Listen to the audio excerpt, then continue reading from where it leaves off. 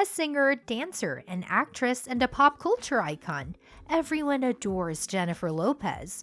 But do you know that Jennifer got her career breakthrough through the movie Selena, where she portrayed the Mexican-American pop star Selena Quintanilla? Isn't it crazy to think how a single decision could alter your entire future? Have you made any career choices that changed your life for the better? Jennifer Lopez sure did. But you would be surprised to know that Jennifer Lopez wasn't actually the first choice for the movie. Who do you think it was? Why do you think the originally intended actress turned the movie down, which paved the way for Jennifer Lopez to be a part of the biopic that later became a classic? Keep watching till the end to find out. Who was Selena Quintanilla? One of the most influential pop artists in the 90s, Selena Quintanilla was known as the Queen of Tejano music. Along with being an acclaimed singer, she was also known for her larger-than-life performances and a distinct style that set her apart from the other artists. Most girls looked up to her as an inspiration. There was a time when every restaurant had her music played on the loop. Sadly, her ever-rising popularity was met with a tragic incident in 1995. She was murdered at a very young age of just 23 when she had her whole life ahead to deliver more performances. Let's know more about Selena's life and how she went on to become a musical prodigy. Born on April 16, 1971 to a Mexican-American family in Texas, she was the youngest child of the Quintanilla family. Her father recognized that she was musically gifted when she was just 6 years old. He said her timing, her pitch were perfect, I could see it from day one. However, it wasn't just Selena who was musically inclined. Even her brother, A.B. Quintanilla, and sister Suzette Quintanilla were vocal singers and went on to create a band together called Selena y los Dinos. The band was initially created out of necessity for money after the family has gone into bankruptcy following the shutdown of their restaurant during recession.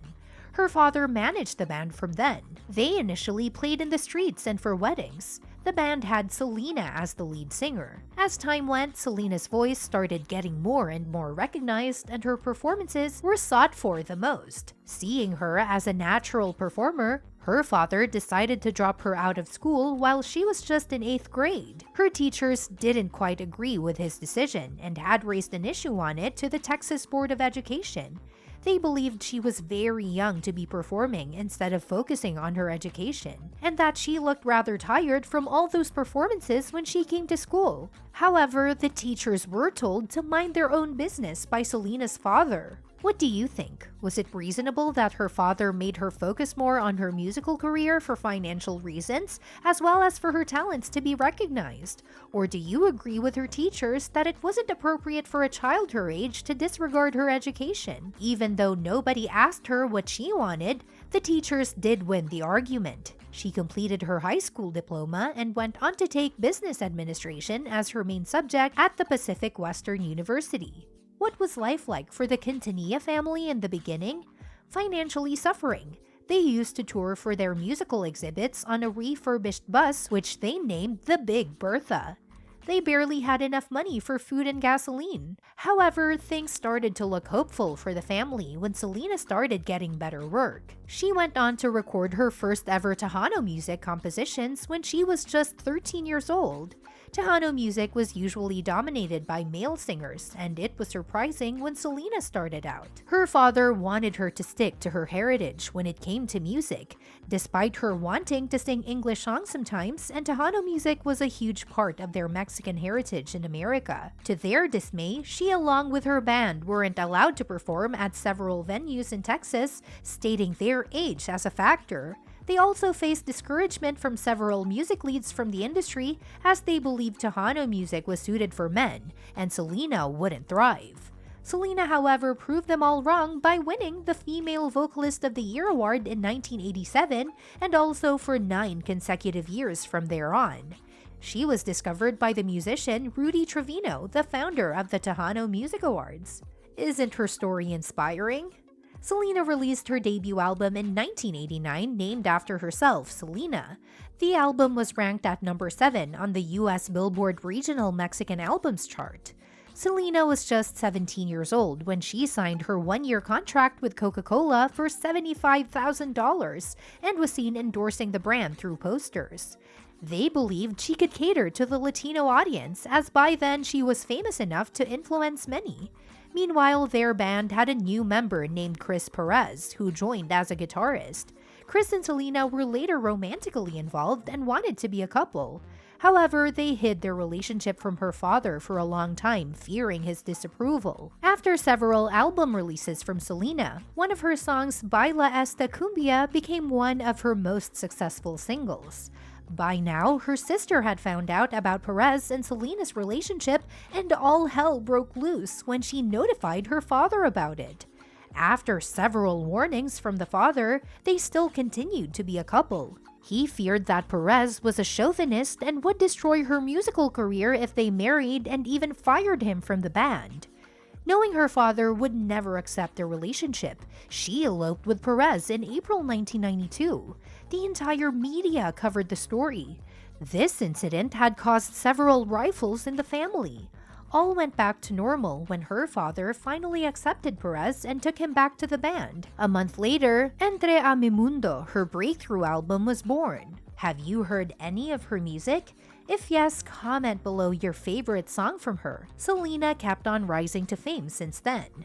Then, what caused her downfall? Who was behind her tragic death? Yolanda Saldivar was a registered nurse and a huge fan of Selena, who suggested Quintanilla Jr. to start a fan club in 1991, which could take the band further ahead in its popularity. She was also made the president of the club and soon became a trusted friend of Selena and her family. Selena, outside her music career, started several ventures, including 2 boutiques to showcase her fashion line along with an in-house salon. Saldivar was given the responsibility to manage the boutiques, as she had already proved her managerial skills through the fan club. With several hits through her album releases and successful business venture, she was at the time reported to be ranked 1 among the 20th wealthiest Hispanic musicians, grossing the highest income in the period 1993 to 1994. However, many had noticed that Saldivar was more than a fan and was weirdly obsessed with Selena. Complaints started to arise from the fan club members and boutique clients about Saldivar not giving them the promised money and sometimes laying off staff for silly reasons. This came to Quintanilla Jr.'s notice, and with evidence of loss of more than $30,000, decided to speak to Saldivar regarding the forgery and press charges on her. This triggered Saldivar and fled from the state with all the financial records, only to return 4 days later on March 31st, 1995, asking Selena to meet alone in the motel room at Days Inn. Selena asks Saldivar to show her the records that got them both in an argument. In the heated moment, Saldivar shot Selena down the shoulders. Despite medical intervention, doctors failed to revive her. She died the same day. Saldivar was then given a life imprisonment. What motivated the creators to make a movie on her? Her death created a huge uproar. It had made such a painful impact that an actress even refused to play her in the movie, stating it was too emotional for her. People wanted to know what happened to Selena and why. Several unauthorized biographies and documentaries were released. That's when Abraham decided to create an authorized biopic that will narrate Selena's real story, the beautiful being she was, and her astonishing achievements. It was an attempt from the family, though difficult, to put an end to all the false rumors and gossip about the singer. The casting calls for the movie began on March 16, 1996. Lopez was selected from out of more than 21,000 candidates who auditioned for the role. She was asked to sing and dance as a part of the audition. She also had to enact the elopement scene. Abraham and the entire casting crew agreed Lopez was the perfect cast after just 3 takes. Lopez was said to have studied tapes of Selena dancing. She used her dancing talent to replicate her movements exactly, which may have helped her win over the part. Even though Lopez had done several acting gigs before, Selena was the movie that made her rise to fame and provided her a start to the enormous success she has now. Lopez in an interview says, "I honestly believe it was God sent me that role for a reason, so I could learn from her, so I could always have her as an inspiration." She agrees that Selena was the driving force behind her music career and what inspired her to sing. Thank God Salma Hayek turned down the role for Selena, or else we might have missed out on some of the best musical experiences by Jennifer Lopez. Yes, you heard it right. The makers had reportedly approached the Mexican actress Salma Hayek initially for the title character. However, she turned the movie down, citing that it was too early for her to portray a character whose death happened so recently. It was too emotional for her when the media was still covering the news. A Netflix version of Selena's story was released in 2020, played by Christian Serratos as the main lead. Did you watch it? Who do you think portrayed Selena better, Jennifer Lopez or Christian Serratos? Selena Quintanilla had a very controversial life. With a kind of fame and popularity only selected celebrities have had the luck to experience, she unfortunately also met with a very tragic death at a young age. She has been an icon whose life has inspired many, including Jennifer Lopez, inspiring her to follow her own musical career. Don't you think if Selena was still alive, she would be bigger than all the artists we have now? What do you feel? Subscribe to this channel and come back tomorrow for another video about your favorite singer, Jennifer Lopez.